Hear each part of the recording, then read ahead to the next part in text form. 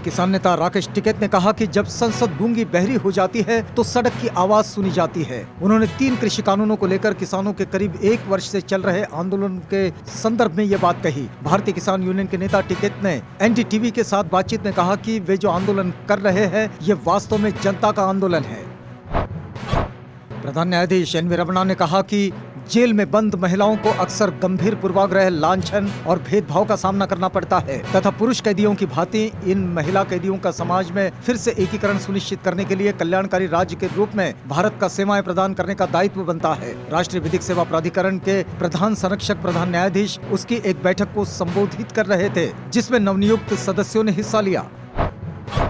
उत्तर प्रदेश में अगले साल होने वाले विधानसभा चुनाव की सरगर्मी तेज हो गई है। बहुजन समाज पार्टी के वरिष्ठ नेता और राज्यसभा सांसद सतीश चंद्र मिश्रा ने देसी माइक्रो ब्लॉगिंग कू ऐप पर अपना ऑफिशियल अकाउंट बना लिया है। बहुजन समाज पार्टी के महासचिव के कू ऐप से जुड़ने के बाद ये साफ हो गया है कि अगला विधानसभा चुनाव अब हिंदी सोशल मीडिया ऐप पर भी लड़ा जाने वाला है। बताते चले कि हिंदी भाषी लोगों से सीधे जुड़ने के लिए यूपी के मुख्यमंत्री योगी आदित्यनाथ, आम आदमी पार्टी के सांसद संजय सिंह और आजाद समाज पार्टी के अध्यक्ष चंद्रशेखर आजाद पहले से ही कू ऐप पर एक्टिव है। Republican Party of India RPI Uttar Pradesh विधानसभा चुनाव 2022 में भाजपा के साथ मिलकर बसपा को जीतने से रोक सकती है। इसके लिए पार्टी 26 सितंबर से सहारनपुर जिले से बहुजन कल्याण यात्रा शुरू करने जा रही है। प्रदेश के सभी जिलों में घूमने के बाद यात्रा का समापन 18 दिसंबर को लखनऊ के रामभाई अम्बेडकर पार्क में होगा। यह बात केंद्रीय सामाजिक न्याय एवं अधिकारिता राज्य मंत्री आरपीआई के राष्ट्रीय अध्यक्ष रामदास आठवले ने बताई। रामदास आठवले ने ये भी कहा कि वह बीजेपी के साथ गठबंधन की बात कही है और कहा है कि अगर बीजेपी उन्हें कुछ सीटें देती है तो वो बीएसपी को जीतने से रोक सकते हैं। हालांकि इस बात में कोई दम नहीं है क्योंकि आरपीआई का यूपी में कोई जनाधार नहीं है। गुजरात के नवनियुक्त मुख्यमंत्री भूपेंद्र पटेल के शपथ लेने के बाद उनके नए मंत्रिमंडल का भी शपथ ग्रहण समारोह हुआ। उनकी नई टीम में एक भी पुराना चेहरा शामिल नहीं है। साथ ही 24 मंत्रियों की इस टीम में 70 से 80% युवा मंत्री है।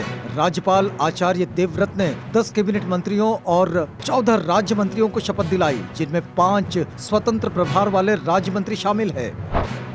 प्रतिष्ठित टाइम मैगजीन की साल 2021 के 100 प्रभावशाली लोगों की लिस्ट में प्रधानमंत्री नरेंद्र मोदी, पश्चिम बंगाल की मुख्यमंत्री ममता बनर्जी और कोविशील्ड वैक्सीन बनाने वाली company serum institute of India के सीईओ अदार पूनावाला का नाम भी शामिल है। इस सूची में अफगानिस्तान के डिप्टी पीएम मुल्ला अब्दुल गनी बरादर का भी नाम शामिल है।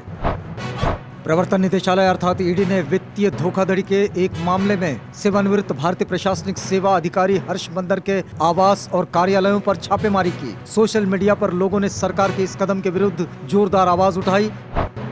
पंजाब कांग्रेस के अध्यक्ष नवजोत सिंह सिद्धू विधानसभा चुनाव से पहले फ्रंट फुट पर आ गए हैं। उन्होंने विपक्षी दल शिरोमणि अकाली दल पर निशाना साधते हुए कहा कि बादल ने तीनों कृषि कानूनों की नींव रखी है। ये बात सिद्धू ने एक प्रेस कॉन्फ्रेंस के दौरान कही। किसान आंदोलन के चलते संभावित नुकसान को कम करने के लिए बीजेपी ने योजना तैयार की है। इस योजना के तहत बीजेपी किसान मोर्चा 15 अक्टूबर से 15 दिसंबर तक अभियान चलाएगा। बीजेपी किसान मोर्चा इस अभियान के तहत उत्तर प्रदेश के हर छोटे बड़े गांव तक पहुंचकर किसानों को 3 कृषि कानूनों और सरकार की योजनाओं के बारे में विस्तार से जानकारी देगा और उनके फायदे बताएगा।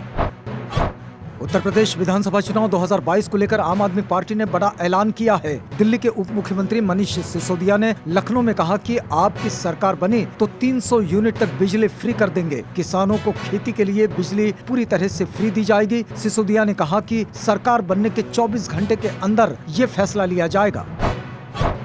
समीर कालिया के आतंकी कनेक्शन पर पड़ोसी हैरान, बताया छिपा रुस्तम।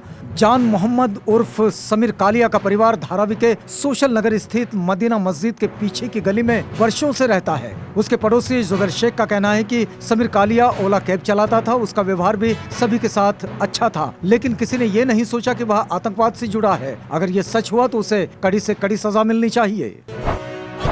भारतीय सांस्कृतिक संबंध परिषद द्वारा आयोजित एक अंतर्राष्ट्रीय वेबिनार 75 का स्वतंत्र भारत लोकतांत्रिक परंपराएं को संबोधित करते हुए जयशंकर ने कहा कि जैसे जैसे भारत और अधिक लोकतांत्रिक होगा, लोकतंत्र भी अपनी संवेदनशीलता और बनावट दोनों में और अधिक भारतीय बन जाएगा। जयशंकर ने कहा कि चाहे शौचालय, बिजली और पाइप से पानी मुहैया कराने की बात हो या फिर बैंक खातों के लगभग सार्वभौमिकरण की बात हो, लोकतांत्रिक साधन अब लोकतांत्रिक उद्देश्यों को साकार कर रहे हैं। चीन के सिचुआन प्रांत में उस समय हड़कंप मचा जब तड़के भूकंप के तेज झटके महसूस किए गए। भूकंप की तीव्रता रिक्टर स्केल पर 6 मापी गई है। इस प्राकृतिक आपदा में अभी तक 2 लोगों की मौत होने की खबर है, वहीं 3 लोग गंभीर रूप से जख्मी हुए हैं। घायलों को नजदीकी अस्पताल में भर्ती कराया गया है।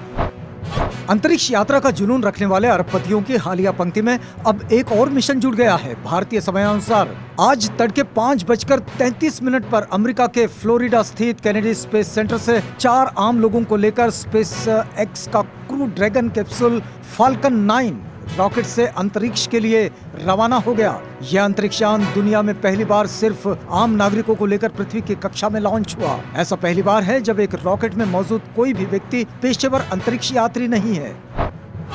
ग्रेटर सहारा में आतंकवादी समूह इस्लामिक स्टेट के नेता अदनान अबू वलीद अल सहरवी को फ्रांसीसी सेना ने मार गिराया है। इसकी जानकारी राष्ट्रपति इमैनुअल मैक्रो ने ट्वीट करके दी है। उन्होंने ट्वीट में लिखा है कि ग्रेटर सहारा में इस्लामिक स्टेट के प्रमुख को फ्रांसीसी सेना द्वारा बेअसर कर दिया गया। साथ ही लिखा कि साहिल में आतंकवादी समूह के खिलाफ उनकी लड़ाई में एक और बड़ी सफलता।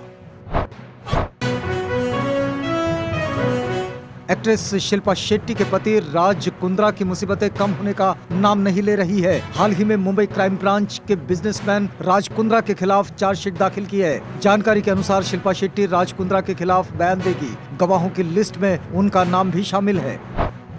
अभिनेता सोनू सूद पर इनकम टैक्स की कार्रवाई लगातार दूसरे दिन भी जारी है। इनकम टैक्स के छापों के बाद देश भर के लोगों को सोनू सूद में नेटवर्थ के बारे में जानने को लेकर उत्सुकता बढ़ गई है। हम आपको बता दें कि सोनू सिर्फ 5,500 रुपये लेकर मुंबई आए थे। आज 48 साल का यह अभिनेता करीब 130 करोड़ की संपत्ति का मालिक बन गया है।